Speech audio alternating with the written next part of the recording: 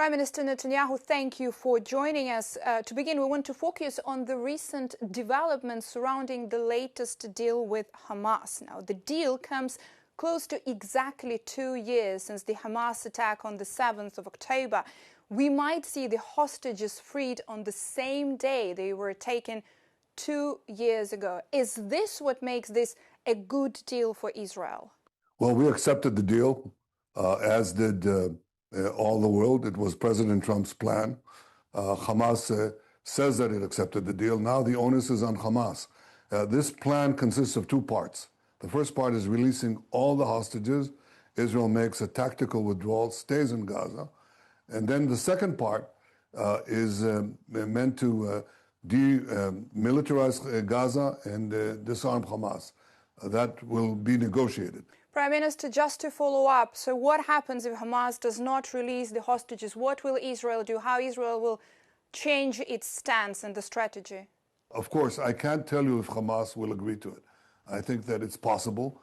I hope it'll happen, but I can't guarantee that it'll happen. And so if it doesn't happen, what President Trump has said is that he will back Israel completely in acting forcefully against Hamas. Well, let's hope that we can finish it the easy way and not the hard way. Prime Minister, Europe has been visibly absent from this process. Europe has been absent because Europe has basically caved in to Palestinian terrorism, to radical Islamist minorities in their midst. And they basically said, just give them a Palestinian state, which would be the ultimate reward for Hamas after doing the greatest massacre against the Jews since the Holocaust. Now we'll give you a state in which you can continue the war against Israel. That's why Europe has essentially become irrelevant and displayed enormous weakness. If you want to fight terror, stand up and fight terror. Stand up and be forceful against terrorism. Don't capitulate to its demands. Don't feed the crocodile, in Churchill's words, because it's going to come after you after it devours Israel or any other country. Veja a entrevista na íntegra em euronews.com. Cansados de quase 2 anos de conflito implacável, a esperança aumenta entre os palestinianos na faixa de Gaza, depois do presidente dos Estados Unidos, Donald Trump, ter instado Israel a parar de bombardear o enclave, na sequência da aceitação parcial pelo Hamas do plano de paz de 20 pontos. O otimismo surge também no momento em que o exército israelita anunciou a passagem das operações do modo ofensivo para o modo defensivo, na sequência das últimas notícias. Mas, segundo o Hospital Shifa, pelo menos 8 pessoas morreram domingo em múltiplos ataques em toda a faixa de Gaza. الدقيقة هذه تدخل الهدنة حتى نرتاح نفسيا شوية من السنتين اللي احنا متنا فيهن هذه. يعني اليوم في شهداء عندنا اليوم. هم يقولوا واقف اطلاق النار واحنا ان شاء الله رب العالمين يعني بنرجع بنعيش بس هي شو اسمه الوقف اطلاق النار وقف الدم وقف الشيء اللي بيصير واحنا بنعيش. الحمد لله وقف بس القتال هذا والعنف والاعمال الارهابية.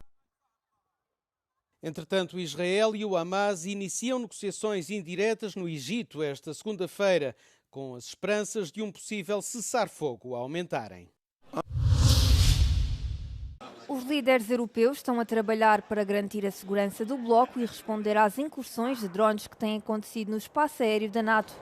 Na vizinha Finlândia, o modelo de segurança do país faz com que a preparação para a guerra faça parte da vida cotidiana, com todas as pessoas preparadas para uma eventual invasão a qualquer altura. A rede finlandesa de abrigos nucleares e antibombas está espalhada por todo o país e há espaço suficiente para mais de 5,6 milhões de habitantes.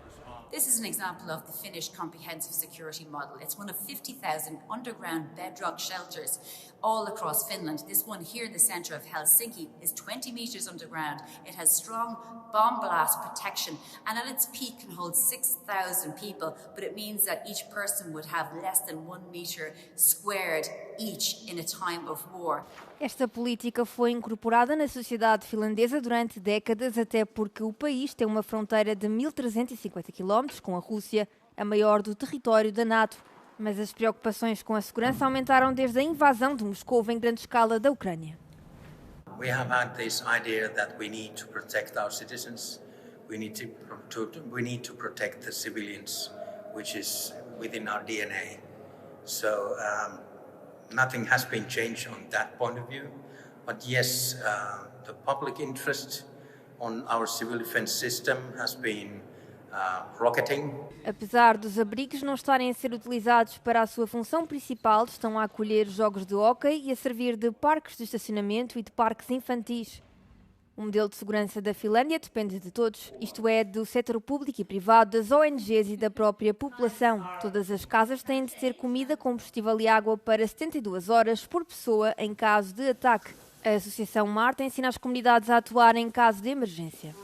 We reach out to people, our own members and the larger audience in Finland, and we try to help everybody to take care of their own households in the best possible way, so that also in a situation of crisis they might be able to survive for the first 3 days and rely on themselves.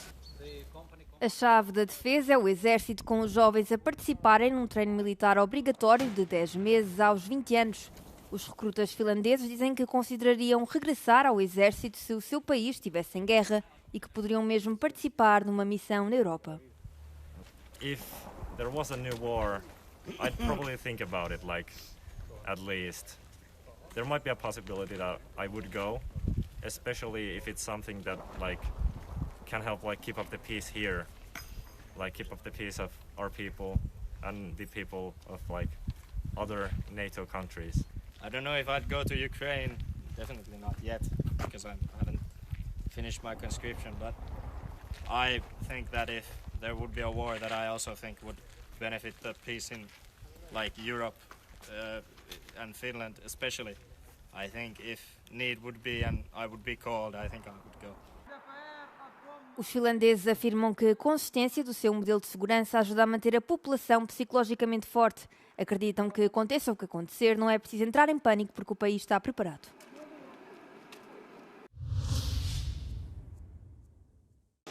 A forte presença policial manteve-se este domingo na capital da Geórgia, Tbilisi, depois de uma noite de intensos confrontos entre a polícia de choque e os manifestantes.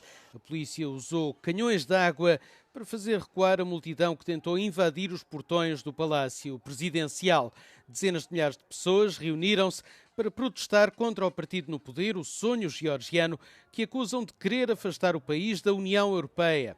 O partido congelou as conversações de adesão à União no ano passado, apelidando a abordagem de Bruxelas como chantagem.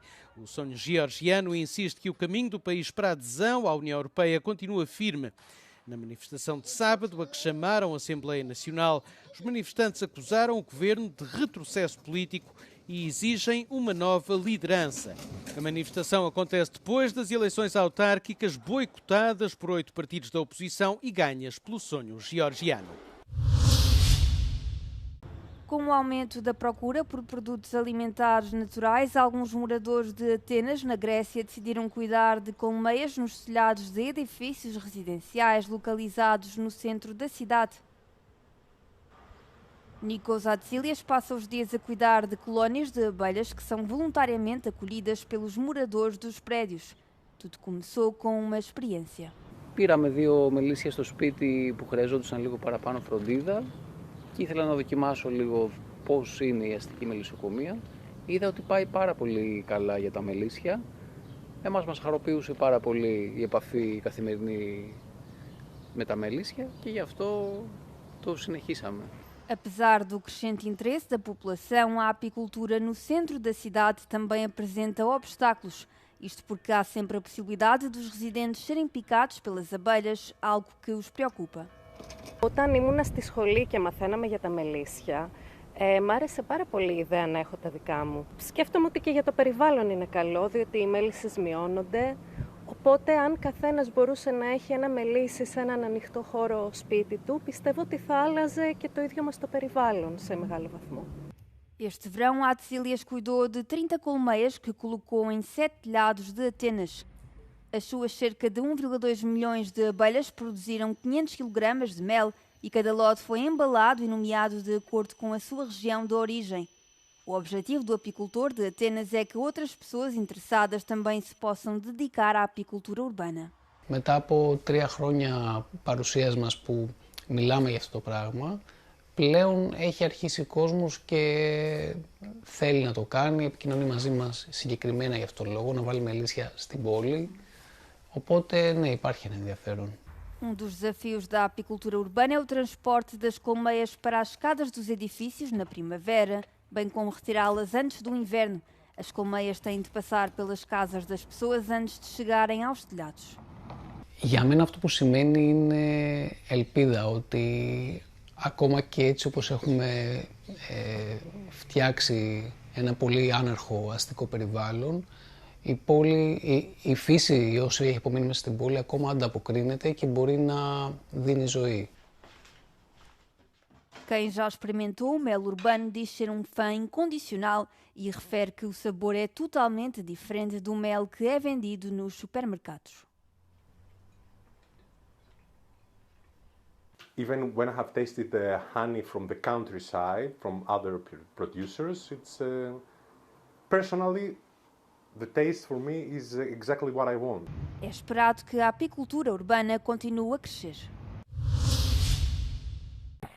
Mergulhadores encontraram um tesouro no valor de $1 milhão num navio espanhol centenário naufragado numa zona da Flórida, conhecida como a Costa do Tesouro. A descoberta foi anunciada esta semana.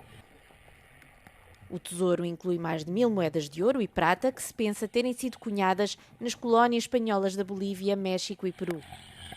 A fortuna perdeu-se no mar quando um furacão atingiu uma frota de navios espanhóis em julho de 1715. As datas e as marcas da Casa da Moeda ainda são visíveis em algum do dinheiro recuperado, o que é uma vantagem para os historiadores e colecionadores que esperam obter mais do tesouro perdido.